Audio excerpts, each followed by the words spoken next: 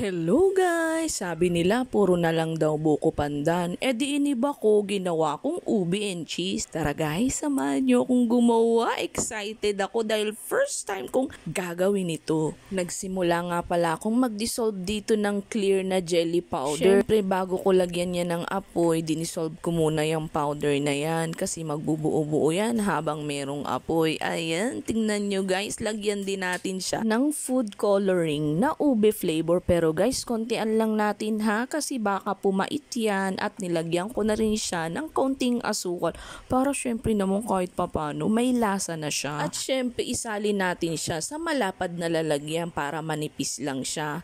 Ayan guys, tignan nyo, hinati ko siya sa padalawa kasi ang gusto ko yung isa ay pa-cubes at yung isa naman ay pahaba. Gagamitan ko siya mamaya ng pangkayod pa ng nyug ba yun? Basta yun na yun guys. Ayan, tinan nyo, naka-cubes na siya. Nahati-hati na. Ilalagay din natin yan mamaya dito sa mangkok. Tapos mamaya naman gagadgarin natin yung isa. Para alam nyo yun, maiba naman yung itsura. Merong pa-cubes, merong pahaba. Ito nga pala ang ginamit kong panggadgad. Ayan guys, tingnan nyo mula pa sa kaninunuan ko. Basta yun na yun guys. Ang hirap kasing bangkitin.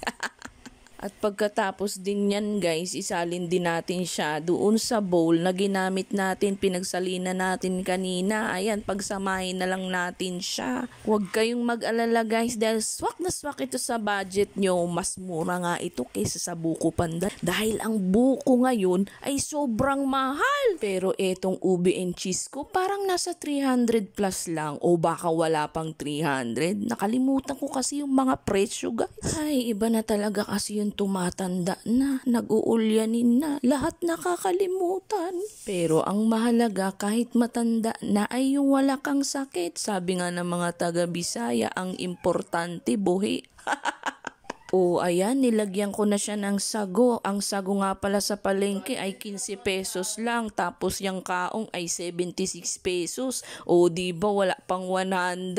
Ang jelly gulaman, magkano lang yun? O tapos yan, magkano din lang yan? O diba ang mura? Maghahanda ka ng sobrang dami at napakamamahal. Tapos ang kakain lang ay kayo-kayo. Ay syo, talaga naman. Tapos bibigyan ka pa ng kapitbahay. Ayun.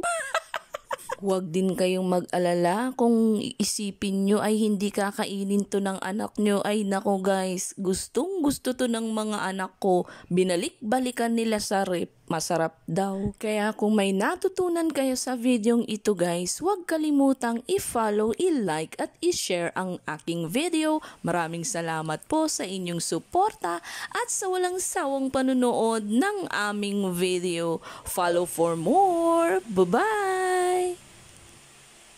So guys, tapos na yung ginawa nating ube and cheese. Tikman natin siya kahit haggard-haggard na ang lola nyo. Tara guys! Harap! Try nyo na rin guys!